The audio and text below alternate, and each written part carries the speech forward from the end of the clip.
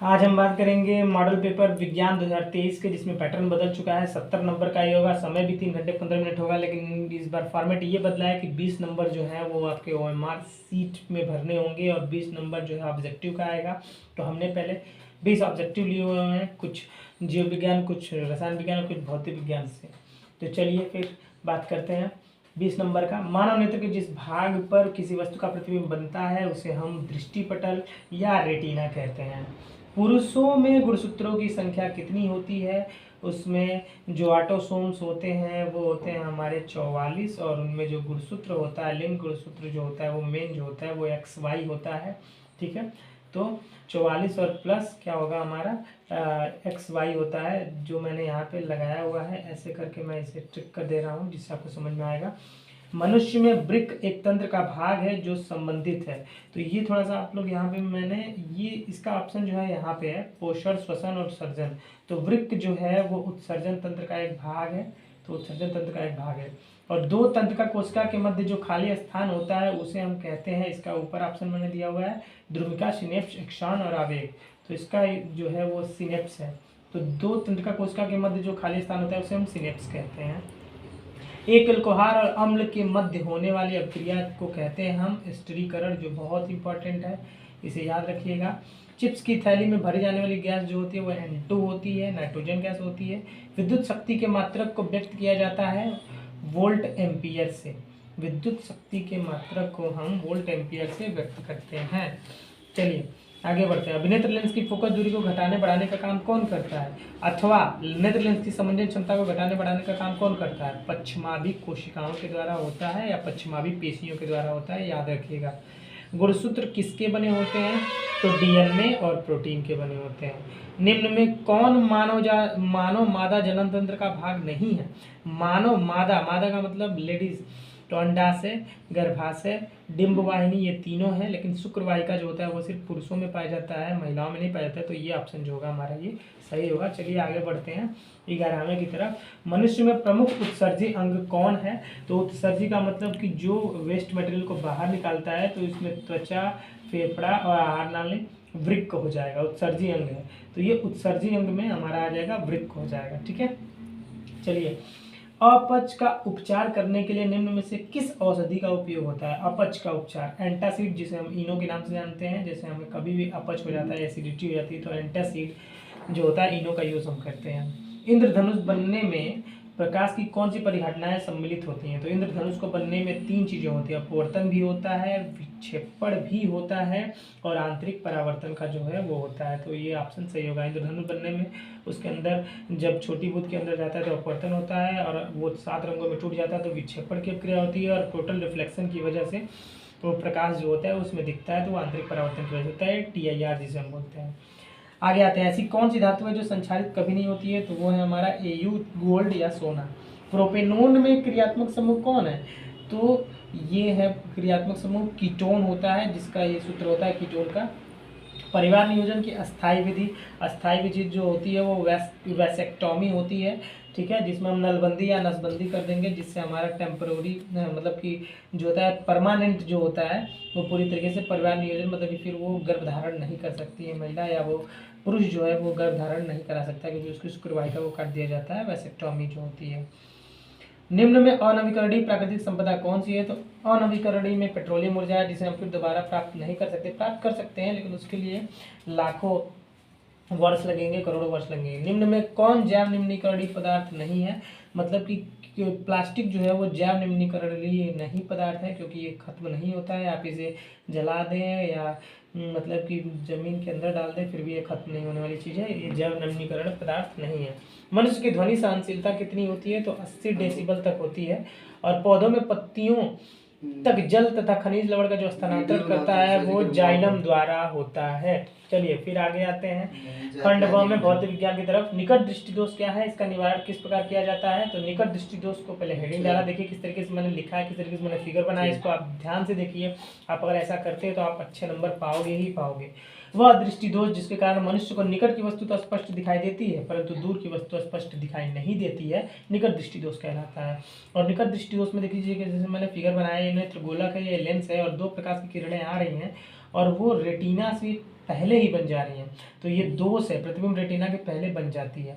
निवारण क्या करेंगे, हम क्या करेंगे, उसमें हम अवतल लेंस का यूज़ करेंगे। अवतल लेंस का जब यूज़ करेंगे तो अवतल लेंस क्या करता है अपसारित करता है। तो जब अपसारित कर देगा तो फिर वो जो लेंस हमारी जो आंखों की जो लेंस है, अवनेत्र लेंस है, वो उसको रेटिना पे ले जाके बनाएगी। दोष का कारण क्या होता है, लेंस की समंजन क्षमता बहुत ज़्यादा अधिक हो जाती है और अनंत से आने वाले प्रकाश किरणों रेटिना से पहले ही मोड़ के बना देती है, जैसा कि चित्र में दिखाया गया है। निवारण क्या होगा, इस दोष में प्रतिबिंब रेटिना से पहले ही बन जाता है। देखिए, और पहले कुछ अपसरित कर दिया जाए, अगर मान लीजिए कि इसको पढ़ने से पहले, इसकी लेंस पे पढ़ने से पहले हम कुछ ज़्यादा अपसरित कर दें और इसको फैला दें तो प्रतिबिंब रेटिना पे जाके बन जाएगा। तो अतः इसके निवारण के लिए हम क्या करेंगे, अवतल लेंस या अपसारी लेंस का उपयोग करेंगे। और जैसा कि चित्र में मैंने दिखा दिया है, तो इस पर आपका एक भी नंबर काटने को कोई नहीं काट सकता अगर आप ऐसे कर लेते हो तो परफेक्टली किया है। चलिए इसी क्रम में आगे बढ़ते हैं। फिर देखिए, मैंने सारे न्यूमेरिकल्स उठाए, अगर आपको न्यूमेरिकल आते हैं करने तो आप जरूर न्यूमेरिकल करके, क्योंकि न्यूमेरिकल में कटने के चांसेस नहीं है, नंबर कटने के चांसेस बिल्कुल नहीं है। चलिए, किसी वस्तु के दोगुने आकार का आभासी प्रतिबिंब प्राप्त करने के लिए वस्तु को 30 सेंटीमीटर फोकस दूरी वाले उत्तल लेंस के सामने कितनी दूरी पर रखना चाहिए हमें, तो देखते हैं। उत्तल लेंस की फोकस दूरी जो होती है वो पॉजिटिव होती है, तो 30 सेंटीमीटर, और आई बराबर 2O। आई जो होता है वो इमेज होता है, O फॉर जो होता है वो ऑब्जेक्ट होता है, ठीक है। आभासी प्रतिबिंब है, इसलिए जो उसका ऑब्जेक्ट और इमेज जो होंगे वो क्या होंगे, वो सीधे होंगे, इसलिए पॉजिटिव बनेंगे मुख्य अक्ष से। तो आई बराबर 2O, या फिर यहाँ पे कई जगह लिखा होता है H बराबर 2H डैश लिखा हुआ, ठीक है, तो इससे कोई प्रॉब्लम नहीं है। रेखीय आवर्धन जो होता है उसका सूत्र होता है M बराबर I बटा O बराबर V बटा U होता है। M से कोई लेना देना है नहीं, I O V U में रिलेशन है, तो I जो है वो कितने के बराबर है, 2A के बराबर है। 2O लिख देंगे, O ही रहेगा, बराबर V अपन O, O से O कैंसिल आउट हो जाएगा, U जो है उधर गुणा हो जाएगा, U जब उधर गुणा होगा तो V बराबर क्या हो जाएगा, 2U हो जाएगा। चलिए, अब इसी V को ले आकर रिप्लेस कर देंगे। लेंस के सूत्र से क्या होगा, 1/f equal to 1/v minus 1/u। Lens में माइनस होता है और दर्पण में प्लस होता है, ठीक। चलिए, तो F जो दिया वो कितना दिया हुआ 30 और बराबर V की जगह पे क्या रख देंगे 1/2U माइनस 1/u। 2U और U का एलसीएम लेंगे 2U, और 2U से 2U 1 बार में जाएगा, ये 1 हो जाएगा, फिर U से U कैंसिल आउट हो जाएगा, 2 का 1 में 1 माइनस 2 हो जाएगा। 1 माइनस 2 जो होगा क्या होगा -1, और 30 को जब -1 में गुणा करेंगे तो -30 हो जाएगा, 2U को 1 में करेंगे तो 2U हो जाएगा, और 2 जब उधर जाएगा तो 15 सेंटीमीटर, -15 सेंटीमीटर।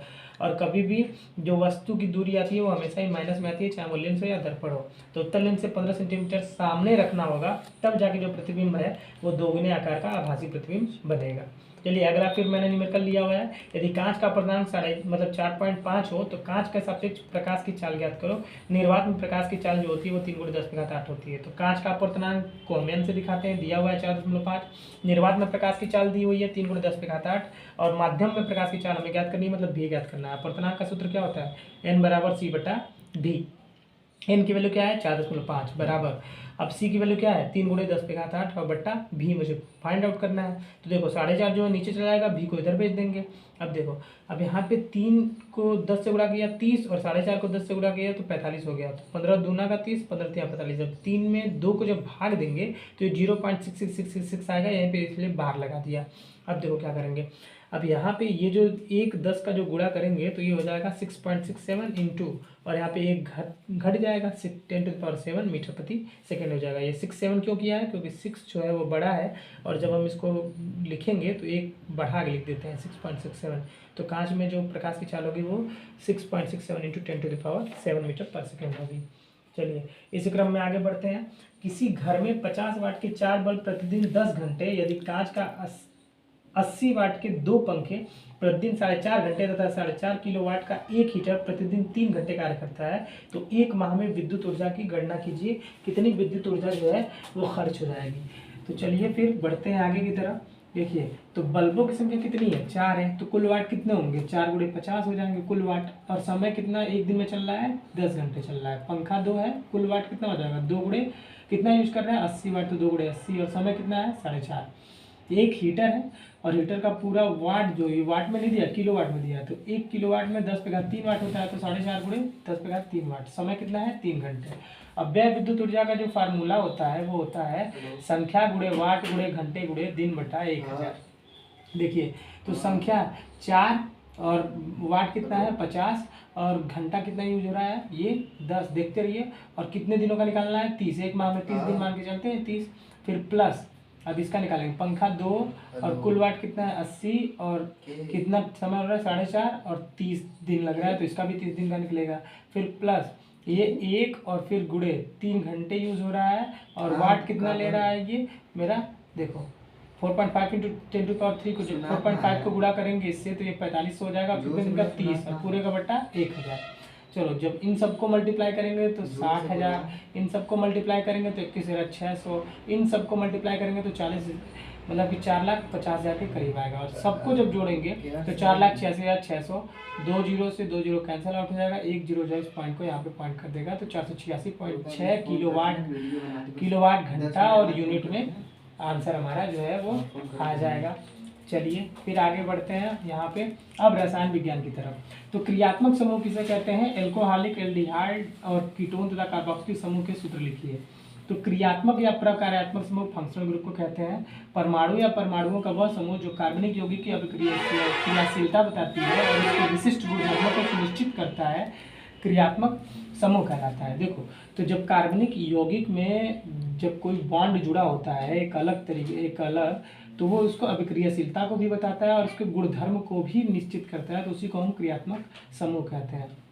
जैसे मान लो कि अगर हम ले लेते हैं कि ये CH3OH ले लेते हैं, ठीक, तो ये कार्बनिक यौगिक है लेकिन इसमें OH जो है वो क्रियात्मक समूह है, तो OH जो है उसके गुणधर्म को प्रदर्शित करता है कि वो एल्कोहल ग्रुप का है और एल्कोहलिक गुण प्रदर्शित करेगा। वैसे ही कह रहा है एल्कोहलिक और एल्डिहाइड और कीटोन और कार्बोक्सिलिक ग्रुप का सूत्र लिखना है।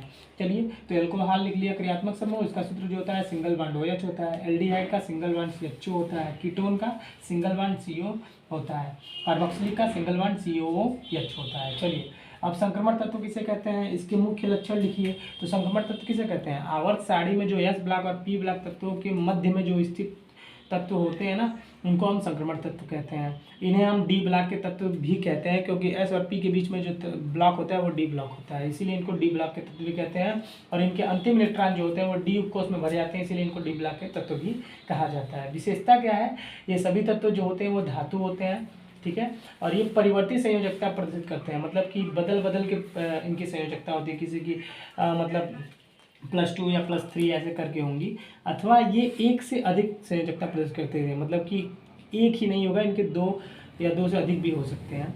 तत्वों में अयुग्मित इलेक्ट्रॉन होने के कारण यह चुंबकीय गुण प्रदर्शित करता है। अयुग्मित का मतलब कि जोड़े नहीं बनते होंगे, ये हम लोग मतलब कि 11th या 12th में पढ़ेंगे। अयुग्मित पेयर नहीं जब बनता है इलेक्ट्रॉनों का तो उसे अयुग्मित इलेक्ट्रॉन कहते हैं, इसकी वजह से वो चुंबकीय गुण प्रदर्शित करते हैं और ये रंगीन यौगिक बनाने की बहुत ज़्यादा क्षमता रखते हैं, तो ये उनके जो है वो गुण हैं। चलिए तो फिर आगे बढ़ते हैं। अब टिप्पणी लिखने को बहुत बार आता है, सजातीय श्रेणी, स्थिरीकरण और प्रतिस्थापन अभिक्रिया। तो सबसे पहले सजातीय श्रेणी की बात करेंगे। देखो समान क्रियात्मक समूह वाले कार्बनिक यौगिकों को उनके अणुभार के बढ़ते या घटते हुए क्रम में रखा जाता है, तो उस श्रेणी को सजातीय श्रेणी कहते हैं। देखो समान क्रियात्मक समूह का मतलब या तो सूत्र समान हो और जो जितने भी उसमें क्रियात्मक समूह हैं वो समान हो, तो उनके अणुभार के बढ़ते या घटते क्रम में जब रखोगे तो उस श्रेणी को क्या बोलेंगे, सजातीय श्रेणी बोलेंगे। जैसे मैंने एक लिया हुआ example CH4 C2H6 C3H8 C4H10, देखो इसमें मैंने यहाँ पे लिखा भी हुआ है। श्रेणी में समान सूत्र CnH2n+2 मतलब कि एल्केन के सूत्र का यहाँ पे पूरी जगह यूज हुआ है, और सब में जो कॉमन है मतलब CH2 सिंगल बॉन्ड CH2 जो है सब में कॉमन है और इसको इनके अणुभार के बढ़ते हुए क्रम में रखा गया है, ठीक है। तो ये सजातीय श्रेणी आता है, बहुत बार आता है, ये इंपॉर्टेंट है, मैं कह सकता हूँ बहुत ज़्यादा इंपॉर्टेंट है और ये आएगा, बिल्कुल आएगा। एस्टरीकरण क्या होता है, तो एस्टरीकरण में क्या करते हैं, किसी एल्कोहल को किसी अम्ल की पारस्परिक क्रिया से एस्टर तथा जल बनवाते हैं, ठीक है, और उसको किसकी उपस्थिति में, सांद्र H2SO4 की उपस्थिति में। इसका रासायनिक समीकरण लिख दोगे तो आराम से तुम्हें 2 नंबर मिल जाएंगे। देखो तो यहाँ पे एथेनॉल की अभिक्रिया कराएंगे किसी भी अम्ल के साथ, तो एसिटिक एसिड ले लेते हैं। एसिटिक एसिड का फार्मूला होता है CH3COOH, नीचे लिखा हुआ एसिटिक अम्ल, और +C2H5OH एथिल अल्कोहल लिया और उसमें हमने प्रेरक मिलाया, सांद्र H2SO4 की उपस्थिति में कराया, तो क्या बना CH3COO C2H5 एस्टर, और फिर उसके साथ क्या बना, हमारा जल बन गया, ठीक है। चलो इसी क्रम में फिर आगे बढ़ते हैं। आगे क्या दिया हुआ है, प्रतिस्थापन अभिक्रिया। तो जिस अभिक्रिया में किसी यौगिक के अणु के किसी एक परमाणु के स्थान पर कोई दूसरा परमाणु या समूह आ जाता है तो उसे प्रतिस्थापन अभिक्रिया कहते हैं। देखो अब इसके एग्जांपल से समझ लो, H2SO4 + Zn है, तो Zn जो है ना वो किसको रिप्लेस कर देगा, H2 को रिप्लेस करके हटा देगा और अपने उस जगह पे चला जाएगा। तो इसीलिए कहते हैं कि जब किसी अभिक्रिया में किसी भी यौगिक का एक अणु का कोई भी एक परमाणु जो है दूसरे परमाणु के द्वारा प्रतिस्थापित या विस्थापित होता है, उसे हम क्या कहते हैं, प्रतिस्थापन क्रिया कहते हैं। तो यहाँ पे H2SO4 और जिंक का जब क्रिया कराएंगे तो जिंक सल्फेट बन जाएगा और हाइड्रोजन गैस आपस में निकल जाएंगे। चलिए अब खंडगांव में आते हैं, जीव विज्ञान की तरफ। तो लिंग गुणसूत्र किसे कहते हैं, मानव में लिंग निर्धारण की प्रक्रिया समझाइए। देखिए लिंग गुणसूत्र होता क्या है, तो कोशिका में जो उपस्थित जो विशेष गुणसूत्र होते हैं जिसके द्वारा लिंग निर्धारण की प्रक्रिया संभव हो पाती है उसे हम लिंग गुणसूत्र कहते हैं, और ये विशेषकर 2 होते हैं।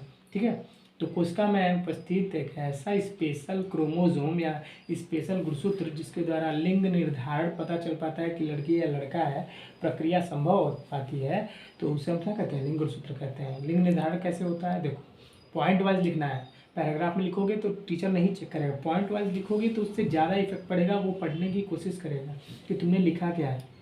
मनुष्य की प्रत्येक कोशिका में 23 जोड़े 46 गुणसूत्र होते हैं, जिसमें से 22 जोड़े गुणसूत्र समजात होते हैं और इनका लिंग निर्धारण में कोई भूमिका नहीं होता है। देखो 23 जोड़े में से 22 जोड़े बिना काम के होते हैं, उनका कुछ लेना देना नहीं होता है और उन्हें हम समजात भी कहते हैं। ठीक है, जो एक जोड़ा बचता है उसमें 2 गुणसूत्र होंगे। ठीक है, वो लिंग निर्धारण में बहुत महत्वपूर्ण भूमिका निभाते हैं और इन्हें एलोसोम्स भी कहते हैं, और इन वाले को ऑटोसोम्स बोलते हैं जो 22 जोड़े होते हैं। ठीक, ये 2 प्रकार के होते हैं, एक एक्स गुणसूत्र होता है, एक वाई गुणसूत्र होता है। पुरुषों में जो होते हैं 22 ऑटोसोम्स, 23 जोड़ा था तो 22 ऑटोसोम्स होंगे, और एक्स वाई गुणसूत्र के जोड़े का कोई एक गुणसूत्र प्राप्त होता है। देखो 22 ऑटोसोम्स के साथ या तो एक्स वाला मिलके जाएगा और या तो 22 वाई वाला मिलके जाएगा, जिसमें 2 प्रकार के शुक्राणु होते हैं। देखो एक 22 के साथ एक्स वाला जाएगा या तो 22 के साथ वाई वाला जाएगा। ठीक है, अब मादा में जो होते हैं दोनों समान होते हैं, एक्स एक्स ही होता है उनके पास, तो एक ही प्रकार का अंडकोशिका वो बनाती है, मतलब कि 22 और प्लस एक्स बनाएंगी ऑटोसोम्स। 22 ऑटोसोम्स होते हैं और एक्स जो होता है वो एलोसोम होता है, तो 22 में एक्स दोनों सेम सेम है तो 22 प्लस एक्स 22 प्लस एक्स। लेकिन पुरुषों में 2 होता है, 22 प्लस वाई और 22 प्लस एक्स। ठीक है, चलो इसी में अब हम आगे बढ़ेंगे। फिर चलो यहाँ पे देखो, यहाँ पे मैंने प्रोसेस दिखाया बड़े अच्छे से। फर्स्ट कंडीशन जो है, पुरुष का शुक्राणु का अगर एक्स प्लस 22 वाला जाएगा और स्त्री में तो ऑटोमेटिक होता है एक्स प्लस 22, तो जब ये दोनों मिलेंगे तो क्या हमारा निर्धारण होगा, मादा शिशु जो होगी वो लड़की होगी। ठीक है, अब आते हैं सेकंड कंडीशन में, अगर पुरुष का y प्लस 22 और स्त्री का तो x प्लस 22 ऑलरेडी होता ही होता है, तो जब इसको हम करेंगे, जब आपस में ये शुक्राणु और अंडकोशिका मिलेंगे तो जो शिशु का जो लिंग निर्धारण होगा वो लड़का होगा। क्लियर है, तो ये पूरा कर लिया। आगे बढ़ते हैं। स्वपोषी पोषण के लिए आवश्यक परिस्थितियाँ कौन सी हैं और उनके उत्पाद क्या हैं।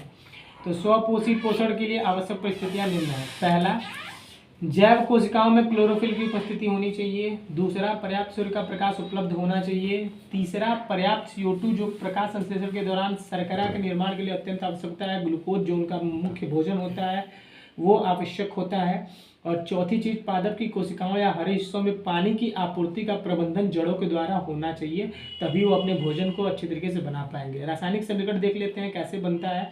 CO2 वो लेते हैं और H2O जो होता है वो जड़ों से अपना पानी लेते हैं, और CO2 हम लोगों से लेते हैं जो हम छोड़ते हैं, और क्लोरोफिल उनके पत्तियों में उपस्थित होता है, और सनलाइट के द्वारा ये अपना जब भोजन बनाते हैं तो ये क्या बन जाता है, C6H12O6 बन जाता है, और उसमें से ऑक्सीजन और जल जो होता है वो विसरित होता है या निकलता है।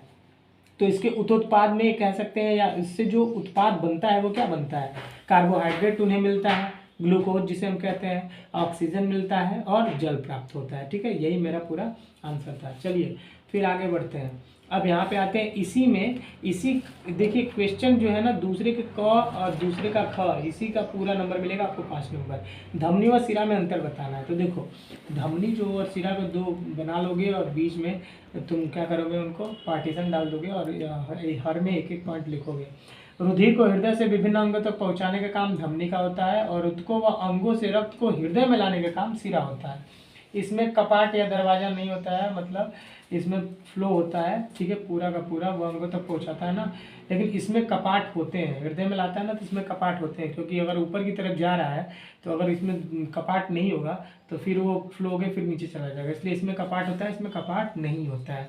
इसमें बहुत अधिक दाब व झटके के साथ गति से बहता है, क्योंकि हार्ट जो होता है पंप करके एक ही बार में भेजता है, तो इसमें ज़्यादा दबाव होता है, प्रेशर होता है, और इसमें ज़्यादा गति से बहता है। इसमें रक्त दबाव कम होता है, क्योंकि ये लेके जा रहा होता है ऊपर हृदय की तरफ, इसलिए धीमी गति से चलता है।